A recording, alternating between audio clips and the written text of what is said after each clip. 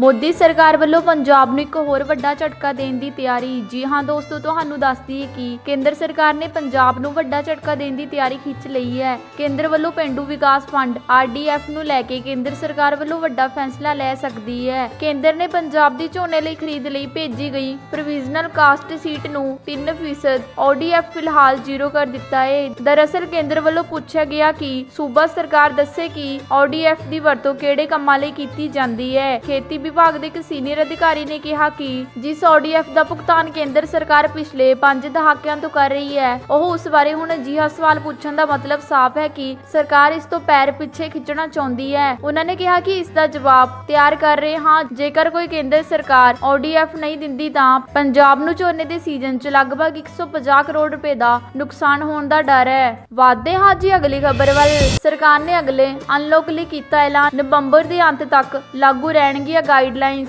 ਜੀ ਹਾਂ ਦੋਸਤੋ, ਤੁਹਾਨੂੰ ਦੱਸ ਦਈਏ ਕਿ ਕੋਰੋਨਾ ਮਹਾਮਾਰੀ ਦੇ ਪ੍ਰਕੋਪ ਵਿਚਕਾਰ ਸਰਕਾਰ ਨੇ ਕਿਹਾ ਕਿ ਸਤੰਬਰ ਵਿੱਚ ਜਾਰੀ ਕੀਤੇ ਅਨਲੌਕ 5 ਦਿਸ਼ਾ ਨਿਰਦੇਸ਼ ਹੁਣ ਨਵੰਬਰ ਦੇ ਅੰਤ ਤੱਕ ਲਾਗੂ ਰਹਿਣਗੇ। ਜ਼ਿਕਰਯੋਗ ਹੈ ਕਿ ਗ੍ਰਹਿ ਮੰਤਰਾਲੇ ਵੱਲੋਂ ਅਨਲੌਕ 5 ਲਈ ਜਾਰੀ ਦਿਸ਼ਾ ਨਿਰਦੇਸ਼ ਵਿੱਚ ਸਿਨੇਮਾ ਹਾਲ, ਸਵਿਮਿੰਗ ਪੂਲ ਖੋਲ੍ਹਣ ਦੇ ਆਦੇਸ਼ ਜਾਰੀ ਕੀਤੇ ਗਏ ਹਨ। ਇਸ ਦੇ ਨਾਲ ਹੀ ਲੋਕਾਂ ਦੇ ਇਕੱਲੇ ਹੋਣ ਤੇ ਰੋਕ ਜਾਰੀ ਰੱਖੀ ਗਈ ਸੀ। ਮਿਲੀ ਜਾਣਕਾਰੀ ਦੇ ਅਨੁਸਾਰ ਗ੍ਰਹਿ ਮੰਤਰਾਲੇ ਦੁਆਰਾ ਮੰਗਲਵਾਰ ਨੂੰ ਇੱਕ ਹੁਕਮ ਜਾਰੀ ਕੀਤਾ ਗਿਆ, ਜਿਸ ਦੇ ਅਨੁਸਾਰ 30 ਸਤੰਬਰ 2020 ਨੂੰ ਜਾਰੀ ਕੀਤੇ ਗਏ ਅਨਲੌਕ 5 ਦੇ ਦਿਸ਼ਾ ਨਿਰਦੇਸ਼ਾਂ ਨੂੰ 3 ਨਵੰਬਰ 2020 ਤੱਕ ਲਾਗੂ ਰੱਖਿਆ ਗਿਆ ਸੀ। ਦਿਸ਼ਾ ਨਿਰਦੇਸ਼ ਵਿੱਚ ਹੁਣ ਵੀ ਕਿਹਾ ਗਿਆ ਸੀ ਕਿ ਰਾਜ ਅਤੇ ਕੇਂਦਰ ਸ਼ਾਸਨ ਪ੍ਰਦੇਸ਼ 15 ਅਕਤੂਬਰ ਤੋਂ ਬਾਅਦ ਜਿਹੜੇ ਸਕੂਲ ਖੋਲ੍ਹਣ ਦੀ ਇਜਾਜ਼ਤ ਹੈ, ਉਹਨਾਂ ਨੂੰ ਲਾਜ਼ਮੀ ਤੌਰ ਤੇ ਰਾਜਾਂ ਦੇ ਸਿੱਖਿਆ ਵਿਭਾਗਾਂ ਦੁਆਰਾ ਜਾਰੀ SOP ਦੀ ਪਾਲਣਾ ਕਰਨੀ ਪਵੇਗੀ। ਇਹਨਾਂ ਗਤੀਵਿਧੀਆਂ 'ਚ ਸਕੂਲ ਅਤੇ ਕੋਚਿੰਗ ਸੰਸਥਾ, ਰਾਜ ਅਤੇ ਪ੍ਰਾਈਵੇਟ ਯੂਨੀਵਰਸਿਟੀਆਂ 100 ਦੀ ਸੀਮਾ ਤੋਂ ਉੱਪਰ ਇਕੱਠ ਕਰਨ ਦੀ ਆਗਿਆ ਦੇਣਾ ਆਦਿ ਸ਼ਾਮਿਲ ਹੈ। ਵਾਧੇ ਹਾਂ ਜੀ ਅਗਲੀ ਖਬਰ ਵੱਲ। ਦੇਸ਼ ਭਰ ਦੀਆਂ 250 ਕਿਸਾਨ ਜਥੇਬੰਦੀਆਂ ਇਕਜੁੱਟ, 5 ਨਵੰਬਰ ਨੂੰ ਪੂਰੇ ਦੇਸ਼ 'ਚ ਚੱਕਾ ਜਾਮ। ਜੀ ਹਾਂ ਦੋਸਤੋ, ਤੁਹਾਨੂੰ ਦੱਸ ਦਈਏ ਕਿ ਕੇਂਦਰ ਸਰਕਾਰ ਵੱਲੋਂ ਪਾਸ ਕੀਤੇ ਖੇਤੀ ਕਾਨੂੰਨਾਂ ਵਿਰੁੱਧ ਕਿਸਾਨਾਂ ਨੇ ਆਪਣਾ ਸੰਘਰਸ਼ ਹੋਰ ਤੇਜ਼ ਕਰਨ ਦਾ ਐਲਾਨ ਕਰ ਦਿੱਤਾ ਹੈ। ਅੱਜ 250 ਕਿਸਾਨ ਜਥੇਬੰਦੀਆਂ ਦੀ ਰਾਜਨੀਤਿਕ ਦਿੱਲੀ 'ਚ ਮੀਟਿੰਗ ਹੋਈ ਹੈ, ਜਿਸ ਦੌਰਾਨ 5 ਨਵੰਬਰ 2020 ਨੂੰ ਦੇਸ਼ ਭਰ 'ਚ ਚੱਕਾ ਜਾਮ ਕਰਨ ਦਾ ਫੈਸਲਾ ਕੀਤਾ ਗਿਆ ਹੈ। ਕਿਸਾਨਾਂ ਵੱਲੋਂ 26 ਤੇ 27 ਨਵੰਬਰ ਨੂੰ ਦਿੱਲੀ ਚਲੋ ਅਭਿਆਨ ਦੀ ਵੀ ਸ਼ੁਰੂਆਤ ਕੀਤੀ ਜਾਵੇਗੀ। ਕਿਸਾਨਾਂ ਨੇ ਕਿਹਾ ਕਿ ਕੇਂਦਰ ਦੀ ਮੋਦੀ ਸਰਕਾਰ ਦਾ ਇੱਕੋ ਫਾਰਮੂਲਾ ਹੈ, ਝੂਠ ਬੋਲਣਾ। ਅੱਜ ਦੀ ਮੀਟਿੰਗ ਮਗਰੋਂ ਕਿਸਾਨ ਅੰਦੋਲਨ ਪੂਰੇ ਦੇਸ਼ ਵਿੱਚ ਫੈਲ ਜਾਵੇਗਾ। ਕਿਸਾਨ ਜਥੇਬੰਦੀਆਂ ਪੰਜਾਬ ਤੋਂ ਸ਼ੁਰੂ ਹੋਏ ਸੰਘਰਸ਼ ਦੇ ਸਹਾਰੇ ਪੂਰੇ ਦੇਸ਼ ਦੇ ਕਿਸਾਨਾਂ ਨੂੰ ਲਾਮਬੰਦ ਕਰਨਾ ਚਾਹੁੰਦੀਆਂ ਹਨ। ਅੱਜ ਮੀਟਿੰਗ ਵਿੱਚ ਤੈਅ ਹੋਇਆ ਕਿ ਇਸ ਸੰਘਰਸ਼ ਨੂੰ ਕੌਮੀ ਪੱਧਰ ਤੇ ਲੜਿਆ ਜਾਵੇਗਾ।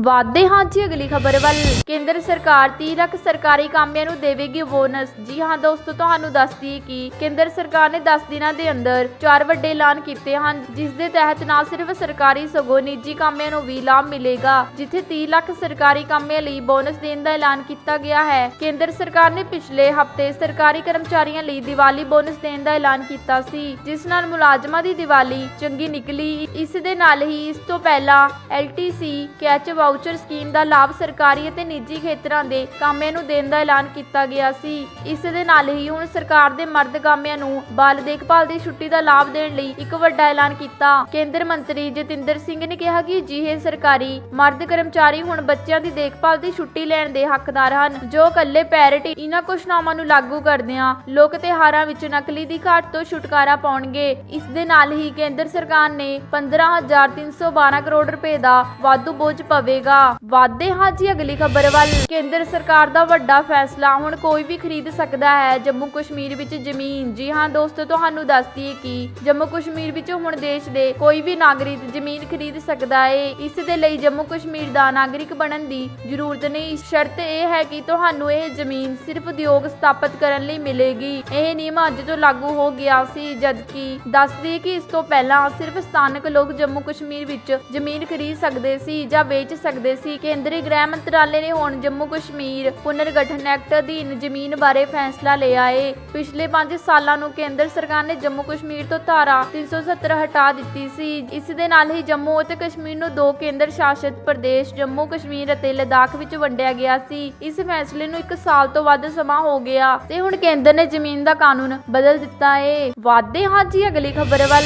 ਮੁਲਾਕਾਤ ਮਗਰੋਂ ਸਿੱਧੂ ਬੈਂਸ ਖਹਿਰਾ ਨੇ ਢੀਂਡਸਾ ਵੱਲੋਂ ਤੀਸਰਾ ਮੋਰਚਾ ਬਣਾਉਣ ਦੀਆਂ ਕਿਆਸ ਅਰਾਈਆਂ ਸ਼ੁਰੂ। ਜੀ ਹਾਂ ਦੋਸਤੋ, ਤੁਹਾਨੂੰ ਦੱਸ ਦਈਏ ਕਿ ਪਿਛਲੇ ਦਿਨੀ 2 ਵੱਖ-ਵੱਖ ਰਾਜਨੀਤਿਕ ਪਾਰਟੀਆਂ ਦੇ ਦਿੱਗਜ ਨੌਜਵਾਨ ਵਿਧਾਇਕ ਪਰਵਿੰਦਰ ਸਿੰਘ ਢੀਂਡਸਾ ਅਤੇ ਸੁਖਪਾਲ ਸਿੰਘ ਖਹਿਰਾ 'ਚ ਹੋਈ ਮੁਲਾਕਾਤ ਤੋਂ ਬਾਅਦ ਕਈ ਤਰ੍ਹਾਂ ਦੇ ਰਾਜਨੀਤਿਕ ਚਰਚੇ ਸ਼ੁਰੂ ਹੋ ਗਏ। ਲੰਬਾ ਸਮਾਂ ਸ਼੍ਰੋਮਣੀ ਅਕਾਲੀ ਦਲ ਵਿੱਚ ਰਹਿ ਕੇ ਪਿਛਲੇ ਸਮੇਂ ਦੌਰਾਨ ਅਕਾਲੀ ਦਲ ਤੋਂ ਵੱਖ ਹੋ ਕੇ ਆਪਣਾ ਵੱਖਰਾ ਡੈਮੋਕ੍ਰੇਟਿਕ ਅਕਾਲੀ ਦਲ ਬਣਾਉਣ ਵਾਲੇ ਢੀਂਡਸਾ ਪਰਿਵਾਰ ਵੱਲੋਂ 2022 ਦੀਆਂ ਚੋਣਾਂ ਨੂੰ ਮੁੱਖ ਰੱਖਦਿਆਂ ਅਕਾਲੀ ਦਲ ਤੇ ਕਾਂਗਰਸੀ ਵਿਰੋਧੀ ਪਾਰਟੀਆਂ ਨਾਲ ਰਾਬਤਾ ਸ਼ੁਰੂ ਕੀਤਾ ਤਾਂ ਕਿ ਤੀਸਰੀ ਰਾਜਨੀਤਿਕ ਧਿਰਾ ਬਣਾ ਕੇ ਉਹਨਾਂ ਪਾਰਟੀਆਂ ਨੂੰ ਮਾਤ ਦਿੱਤੀ ਜਾ ਸਕੇ। ਪਰਮਿੰਦਰ ਸਿੰਘ ਢੀਂਡਸਾ ਨੇ ਖਹਿਰਾ ਦੀ ਮੁਲਾਕਾਤ ਤੋਂ ਬਾਅਦ ਤੀਸਰੇ ਮੋਰਚੇ ਤੇ ਹੋਂਦ ਵਿੱਚ ਆਉਣ ਦੇ ਅਨੁਮਾਨ ਲੱਗਣੇ ਸ਼ੁਰੂ ਹੋ ਚੁੱਕੇ ਸਨ। ਰਾਜਸੀ ਜਾਣਕਾਰਾਂ ਦਾ ਮੰਨਣਾ ਹੈ ਕਿ ਅਗਰ ਪੰਜਾਬ ਦੇ 4 ਕਦਾਵਾਰ ਤੇ ਲੋਕਾਂ ਦੇ ਹਰਮਨ ਪਿਆਰੇ ਆਗੂ ਨਵਜੋਤ ਸਿੰਘ ਸਿੱਧੂ, ਸਿਮਰਨਜੀਤ ਸਿੰਘ ਬੈਂਸ, ਸੁਖਪਾਲ ਸਿੰਘ ਖਹਿਰਾ ਤੇ ਪਰਮਿੰਦਰ ਸਿੰਘ ਢੀਂਡਸਾ ਇਕੱਠੇ ਹੋ ਕੇ ਤੀਸਰਾ ਬਦਲ ਦੇਣ ਲਈ ਰਾਜਸੀ ਮੈਦਾਨ ਨੂੰ ਉਤਰ ਸਕਦੇ ਹਨ। ਵਧਦੇ ਹਾਂ ਜੀ ਅਗਲੀ ਖਬਰ ਵੱਲ। ਬੱਚਿਆਂ 'ਚ ਹੋਣ ਵਾਲੀ ਕਾਵਾਸਾਕੀ ਬਿਮਾਰੀ ਦਾ ਭਾਰਤ 'ਚ ਕੋਈ ਮਾਮਲਾ ਨਹੀਂ। ਜੀ ਹਾਂ ਦੋਸਤੋ, ਤੁਹਾਨੂੰ ਦੱਸ ਦਈਏ ਕਿ ਨਵੀਂ ਦਿੱਲੀ ਭਾਰਤ 'ਚ ਕਰੋਨਾ ਵਾਇਰਸ ਦੇ ਮਾਮਲੇ 69.46 ਲੱਖ ਦੇ ਪਾਰ ਹੋ ਗਏ ਹਨ। ਹਾਲਾਂਕਿ ਐਕਟਿਵ ਮਾਮਲਿਆਂ ਦੀ ਗਿਣਤੀ ਘਟ ਕੇ 6.25 ਲੱਖ ਰਹਿ ਗਈ ਹੈ। ਭਾਰਤ 'ਚ ਇਸ ਮਹੀਨੇ 'ਚ ਦੂਜੀ ਵਾਰ 24 ਘੰਟੇ ਦੇ ਅੰਦਰ 50,000 ਤੋਂ ਘੱਟ ਨਵੇਂ ਮਾਮਲੇ ਸਾਹਮਣੇ ਆਏ ਹਨ। ਉੱਥੇ ਹੀ ਇਸ ਦੌਰਾਨ ਮਰਨ ਵਾਲਿਆਂ ਦੀ ਗਿਣਤੀ ਵੀ 500 ਤੋਂ ਘਟ ਗਈ ਹੈ। ਕੋਵਿਡ ਕਾਲ 'ਚ ਬੱਚਿਆਂ ਨੂੰ ਹੋਣ ਵਾਲੀ ਇੱਕ ਕਾਵਾਸਾਕੀ ਬਿਮਾਰੀ ਸਾਹਮਣੇ ਆਈ ਹੈ। ICMR ਦੇ ਡਾਇਰੈਕਟਰ ਜਨਰਲ ਬਲਰਾਮ ਭਾਰਗਵ ਨੇ ਦੱਸਿਆ ਕਿ ਕਾਵਾਸਾਕੀ ਬਿਮਾਰੀ ਇੱਕ ਆਟੋ ਇਮਿਊਨ ਬਿਮਾਰੀ ਹੈ ਜੋ 5 ਸਾਲ ਤੋਂ ਘੱਟ ਉਮਰ ਦੇ ਬੱਚਿਆਂ ਨੂੰ ਪ੍ਰਭਾਵਿਤ ਕਰਦੀ ਹੈ। ਵਧਦੇ ਹਾਂ ਜੀ ਅਗਲੀ ਖਬਰ ਵੱਲ।